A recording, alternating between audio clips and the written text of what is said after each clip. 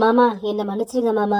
ஏய் நிப்பாட்டு போதும். உன் குரல்ல கேட்டாலே எரிச்சலா இருக்கு. உன் முகத்தை பார்த்தாலே அவ்வளவு கோவம் வருது எனக்கு. நல்லா ஏமாத்திட்டு இப்போ அப்ராணி மாதிரி நடிக்கிறியா? இல்லத்த, குடும்ப சூழ்நிலை பொய்யெல்லாம் சொல்ல வேண்டியதாயிடுச்சு. ஆனா குழந்தை விஷயத்துல சத்தியமா நான் பொய் சொல்லல.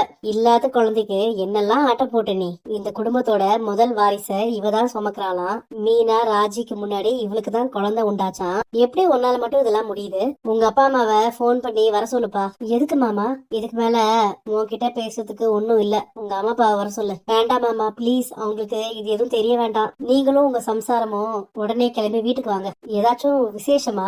மயில் ஒருவேளை பிரெக்னண்டா இருக்காளா, அதான் கூப்பிடுறீங்களா? நீங்க கிளம்பி வீட்டுக்கு வாங்க, பேசணும். உனக்கு எப்படிடா ஆறுதல் சொல்றது? இப்படி எல்லாம் கூட மனுஷங்க இருப்பாங்க?